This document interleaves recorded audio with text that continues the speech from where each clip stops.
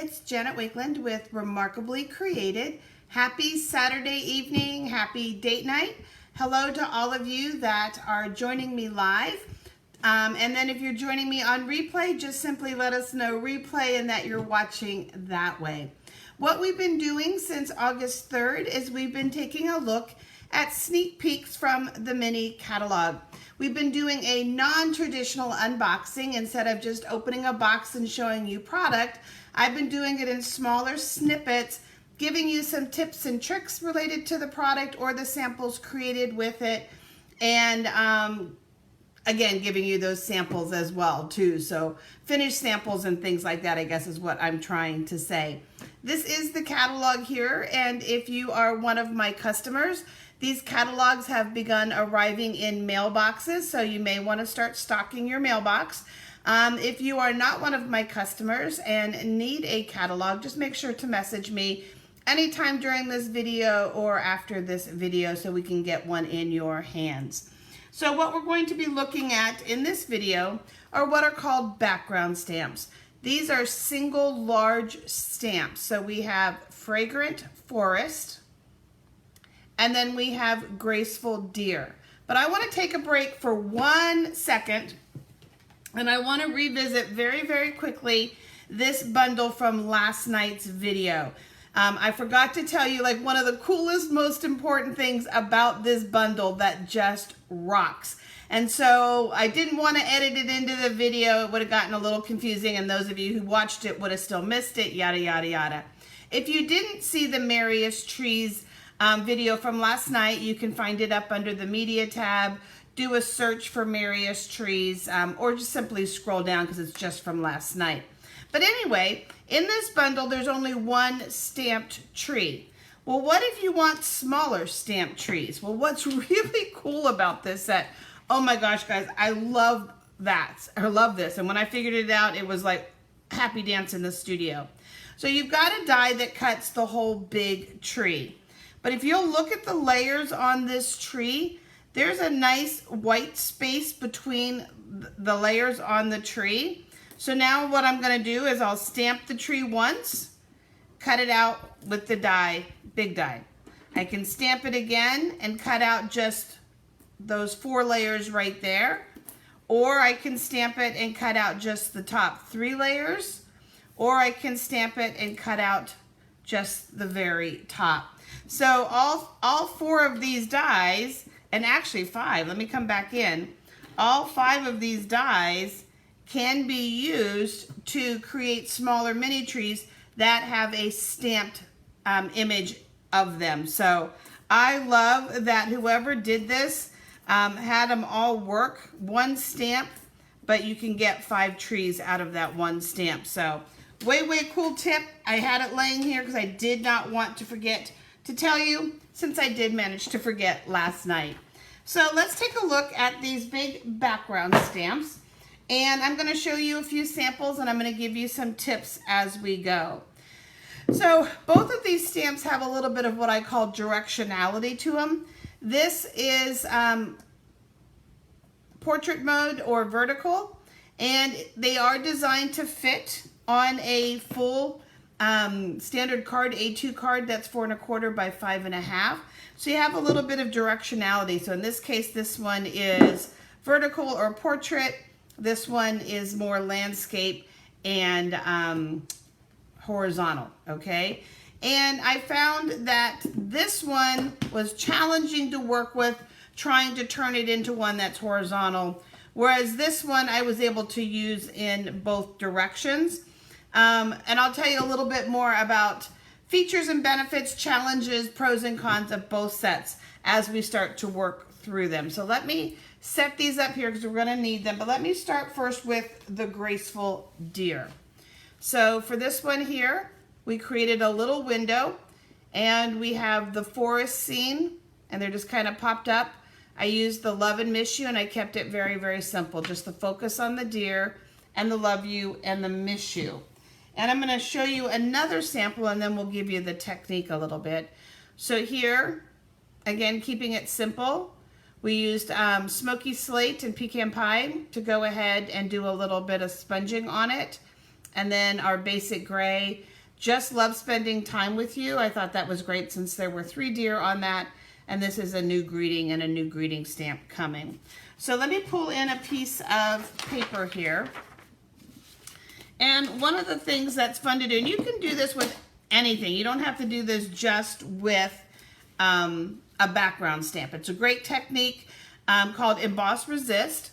And in the case of this one here, let's grab one that's for the browns. And I'll tap off just a little bit. And you're just gonna start to kind of, well, it's not copper clay, woo. And it's gonna look a little scary at first, but you're just gonna kind of put your color where you want it to be. It's a good thing I always make extras for samples, right? And it doesn't look like much, but then what you're gonna do is you're gonna take a paper towel and you're gonna give it a good buff, or something else that you might have. Let's see, I've got this handy at the table. And you can give it a good buff and get that ink off, and then you're left with something like this. You can see that that's coming through. That's called Emboss Resist. And in this case, I kept it very, very soft. And then in this case, early espresso on the deer to match the darker shadows. And then we had pecan pie on the tree, some more just browns on browns because it's a fall card. So using that blending brush can be one way to work with your stamps.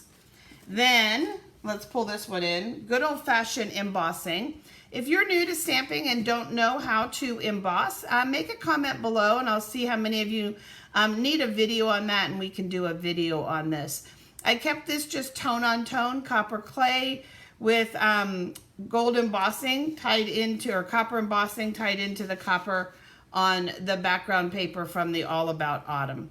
And then just a little bit of crumb cake just to break up the copper on copper. Borrowed the Merry Christmas from the Merry Bold and Bright set coming, but just kept that focus on the whole deer. But you can see here how, even though this deer is designed to stretch across the card, okay, and it does stretch the whole way across the card, you can see that there, I was able to turn it into a portrait mode or vertical card, okay? So that's that one. And let's go ahead and ink that one up for just a second. Let me borrow this block. Give you some tips for working with your big stamps. So there is a block that Stampin' Up! Has that is big enough for these stamps. These stamps I like to keep rubber side up when I'm inking them and I'm working with these stamps. And I'm going to just use these 2 lighter colors because it's going to allow me, well, no, I'll come back to that. We're going to do that on the tree stamp. Just trying to give you as many tips as possible. So I like to keep it rubber side up. Because again, doing it like this, I'm going to drag ink everywhere around that pad. I don't know if I'm going to get it all of those kinds of things. So I keep it rubber side up, turn the pad upside down, and I can see where I am starting to get those details, okay? And then you can ink it up one of 2 ways. You can take it and you can flip it over and push down on a card like you normally would. So we'll just push that right on down. And we can give that just a really good rub. And you want to make sure that you put pressure all the way around on a bigger stamp, okay? And then you're going to have your beautiful image. The other way that you can do it, and I did find this way a little more challenging. This is normally how I do it, and you will see me do this with the Fragrant Forest. I found it a little bit more challenging to stamp with my card just being placed on here. A lot of times I'll fold my paper over and I'll give it a rub. And the reason why I found this very challenging, we'll see if it watch it turn out perfectly. Hopefully it doesn't. Hopefully it'll show you what the challenge was for this particular stamp. Okay, no, it did okay a little bit. But I caught the lines, I caught the edges. It's just kind of natural that your hands, as you're running it around. So I found that I was picking up some of the ink from the edges, at least with this stamp. This stamp here is literally 4 1/4 by 5 1/2. So you're not worried about any of the edges at all because you're completely covering. In this case, there's a lot of open sections on this card. So again, with this stamp in particular, I found turning it over and giving it a good rub the best way to get. See here, you can see here there's a line, here there's some little lines again from doing it that way, okay? But look how beautiful that is. So I'm going to peel this off and I'm going to set it over here on this other scrap paper that I have, and we'll use that in just a second. Let me show you a couple of other cards. I found that the trees were perfect for just beautiful, quick cards. So in this case, just a real simple sympathy. And I'll give you a little tip that has nothing to do with the trees, but has everything to do with the greeting that's on it. I wanted to add just a little bit of color, but this greeting here from the new autumn leaves stamp set doesn't have anything that really goes around it, but I still wanted a little bit of color. So I cut it once in basic white and once in shaded spruce. Oops. And I was able to create a tab on the end of it, just like this. And it just adds that little bit of extra color, makes the greeting pop up just a little bit more. And if you'll look at this one here, it's got a little extra color in it. We'll talk about that here in just a second. I'm going to show you one more, and then we're going to talk about that. Keeping them again, just keeping it really simple. So here again, the trees are just beautiful. Well, it's like we're up in New England, up in Vermont, or up in Nova Scotia or Maine or someplace. So looking at that. So one of the ways that you can accomplish that look, and I'm going to do it with a non-traditional color, just because I want to have this non-traditional color sample left over. So I'm going to take Lost Lagoon. It's a lighter color, and you want to start with your lighter color first. And I'm just going to get a good coverage on my stamp. And then I have Misty Moonlight. Lost Lagoon and Misty Moonlight are such a pretty color combination. Just want to make sure my brush is clean. And I just store my brushes. I have this sweet little vintage small pitcher that I picked up at a little flea market, and it's perfect for my blends. I love storing them like that. Plus, it's pretty. So I'm gonna just pick up some of this. I'll make sure it's not like real bold on here. And now I can just come in along the tops of the trees and just kind of add some of that color in there. And you can do this with 2 or 3 colors. If you have the smaller ink spots, you could also kind of stamp in rows, kind of do a little bit of ombre work on your project and things like that. But I'm just doing the tree tops. So let's see how this color combination works. But again, you can sponge color, you can use your blending brushes. I find the blending brushes softer, they work great. I'll lay that down on. And now in this case, I am just gonna fold this over and rub, because again, it fits that whole card front. And I'm gonna be cutting it down to 4 inches by 5 1/4. I'm not gonna use it on my whole card front. So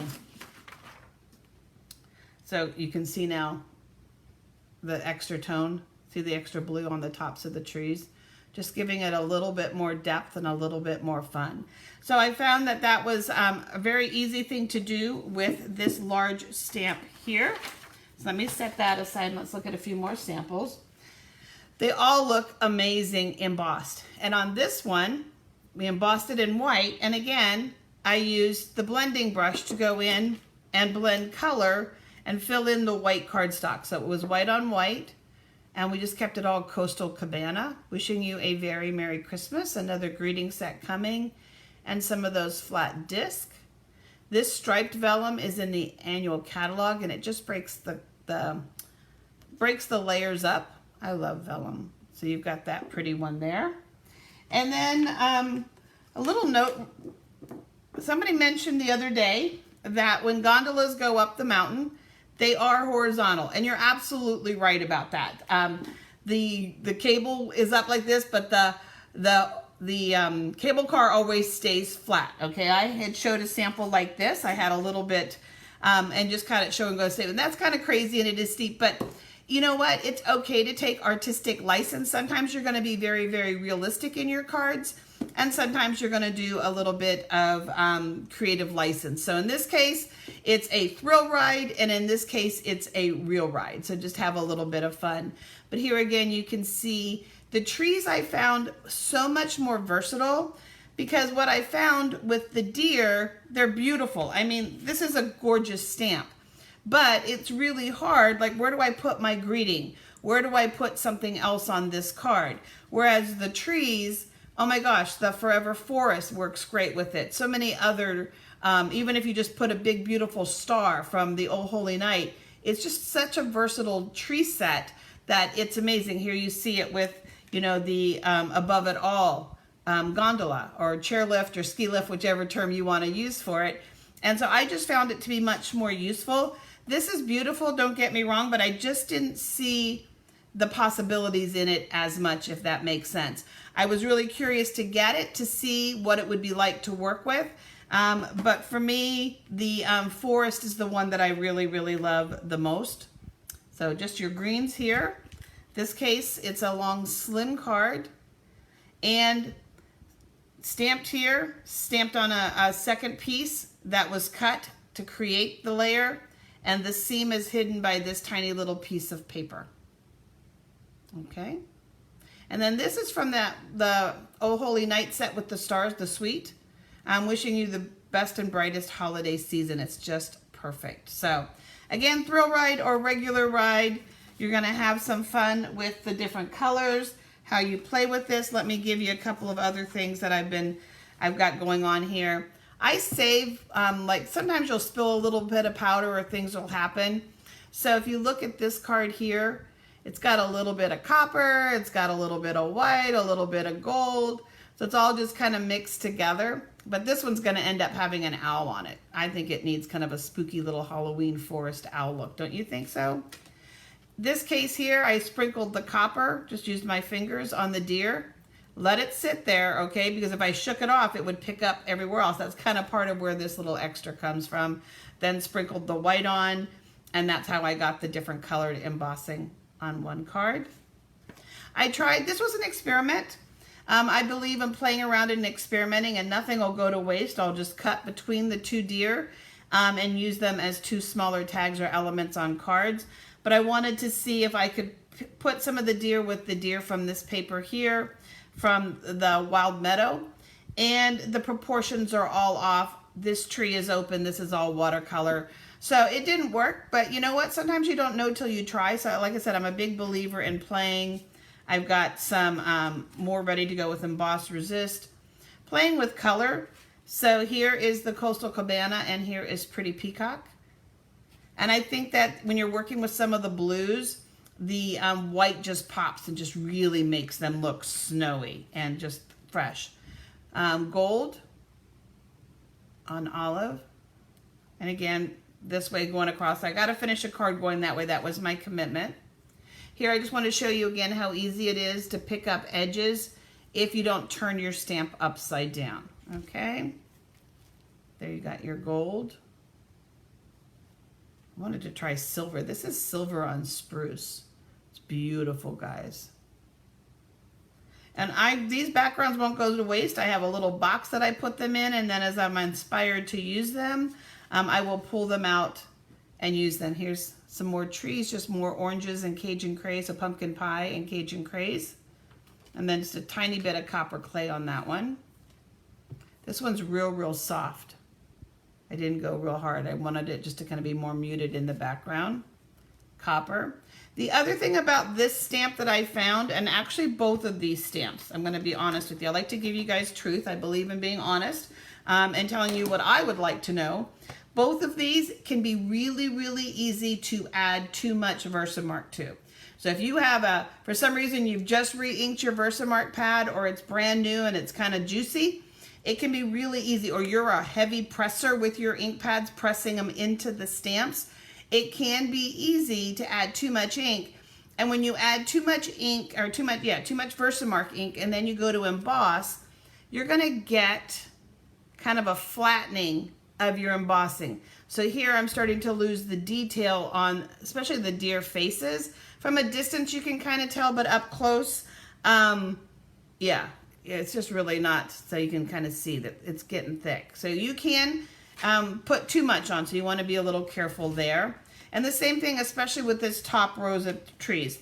This top row of trees, if you look at it compared to the bottom row, is a lot denser.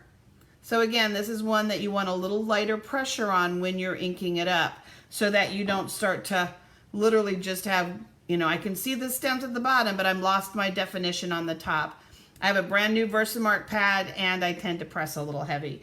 I treat all of my pads as if they were almost dry, and I'm just pushing them in. So some more to do, and then we've got that shaded spruce again to play with. So lots of possibilities, guys, with these stamps. Although for me personally, I prefer the Fragrant Forest. If I was going to pick just one, my vote would go for the Fragrant Forest, just because there's so much more that you can do with it, and so many other products that you can actually mix and match with it. So I will be back tomorrow night at 9 o'clock.